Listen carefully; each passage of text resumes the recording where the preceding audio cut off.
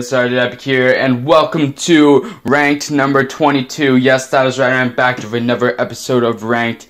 And also, by the way, this is my second video I'm recording today, and possibly, hopefully, if everything's going to plan as it should be right now, this is the third video you guys will be seeing today uploaded. It is May 30th when I'm uploading this. I just uploaded it, I'm just recording this not too long after I recorded my last all-new comp call, which was number 25. After this video, I'll be caught up to date as of the moment on episodes of Ranked. Although I have one more comic to read of all new comic call number 23 of the bot comics. And I still have a lot of free comics, so I think I'm going to do the free comics and the bot ones in the same video now. But maybe not, we'll see. Either way, I'm just going to wait till after this week's episode of that comic show to really do anything. So yeah, but today, if you don't know what that comic show is a series where I go through the comics from my latest haul. Or hauls. The latest haul that I've read. In this case, as this was this haul was 1, 2, 3, 4 hauls back now. And ranked them from my least favorite to my favorite. And I got 6 books to rank today. And one has a variant cover. And I'm going to show you guys those right now so we can get right into the rankings. So I only have 27 minutes and 7 seconds to make this video. So I got X-Men Gold issue number 1, which is on my pull list now. By the way, my good quality is back, so that's great. I talked about that in the last video. So if you're interested whatsoever, which you probably don't care, you're probably just like, oh, I can see now, good. Then go back and check that out. Just check that out anyway, because it was a really good haul. I got X-Men Gold issue number 2, and I got another X-Men series on the go now. And if you read the title, you know what it is, but I'm not going to spoil it.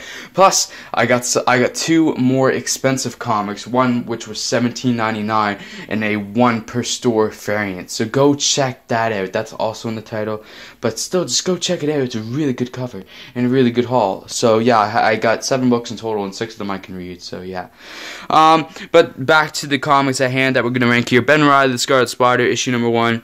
I get Fury number 1, Series in the Saw. Got Monsters Unleashed, issue number 4. Secret Empire, issue number 0, regular cover in Elizabeth Torque variant. By the way, the Elizabeth Torque variant is the cover of the haul. Obviously, this is a fucking beautiful cover. Then I got Monsters Unleashed, issue number 5, and WWE issue number 3. So yes, we're gonna get right into this video because I don't know when or if I'm gonna get interrupted while recording this. Plus, I only have a limited amount of time to record it. So we're gonna get to my least favorite, which was Monsters Unleashed issue number 4. And holy shit, this was not a great issue. This was actually kind of a bad issue. This was the worst issue of the Monsters Unleashed Defense Us miniseries that happened here. It had some alright parts to it, and some decent parts, but it all just felt like, this series felt like it went too long and didn't have enough of a story to go for 5 issues, but they couldn't justify making it like 2 issues long, basically. But yeah, quite a good, I'm not gonna say quite a, you know what, it was bad, that's all I have to say. What a savage. It wasn't good, but moving on to my number 5 is also Monsters Unleashed issue number 5. Yeah, right after each other. This one was possibly the best issue of Monsters Unleashed, but not good enough to make me want to read the ongoing. I mean, I'm kind of interested to see where the ongoing does go, but not really. I don't really care enough anymore. This series was bad for the most part. There were good moments inside it, but it was kind of bad. And it was $5.99 per issue, so I feel like I didn't really get my money's worth, to be honest, because I didn't really enjoy it. But I'm still glad to have it, believe it or not. I still gotta get the regular cover for issue number 3, and I kind of would like to get the variants, weirdly enough. It's just nice to have, I guess. This was the best issue. Naturally, where it leaves off, it seems like it's gonna be like the ongoing. Seems like it'd be a kind of good series, but sadly, I'm not interested enough to pick it up. At least not right now. Maybe in the future. Yeah, I don't know really what else to say. Kid Kaiju, I actually hated him the whole series, but I actually kind of liked him by the end of this issue, so that was cool. The monsters that he creates, I actually really liked. So I like those monsters that he creates in this issue that could become the team that he has. Actually, were the best part of this fucking event. So yeah, I'm just glad to have this finally done. It was $5.99 for part. What really annoys me is that issue number 1 of the ongoing is $1 cheaper too. Like the series is $1 cheaper. So I'm like, really, like, couldn't have done that. But whatever. I'm just gonna move on now to my number 4, which is gonna have to go. Sadly, I kind of want this to rank higher, but it's hard to in this haul. To WWE issue number 3. This almost made my number 3, but not quite. The number 1 Sashiros were really good, so we'll get to those though. Yeah, WWE issue number 3. This is really good. This is the issue in which Seth Rollins gets injured, which was... This was a really good... I don't know what to say about this issue. It was really good. This was an emotions-packed issue. Like, in any other haul, this might have got higher than 4, maybe. At least 1 higher, I'd say. But sadly, this haul was too good. Possibly one of my favorite hauls besides the Monsters Unleashed that I've had. The Monsters Unleashed were the only thing that dragged this haul down. Especially number 4. That was shit. Number 5 was decent.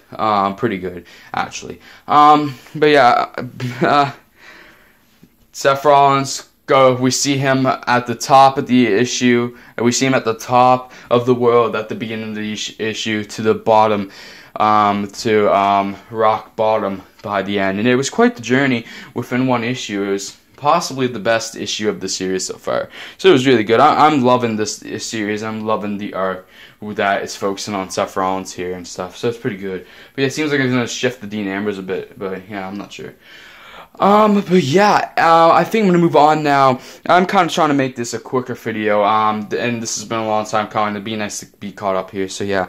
My next one, my number 3, is sadly, I wanted this to be my number 2, but I think it's going to have to be my number 3, just because I enjoyed my number 2 all too much. But sadly, I wanted this to rank higher, to be my number 2 or 1. But I'm still going to be picking it up, and it was really, really a really good issue. It was a really good issue, fantastic issue.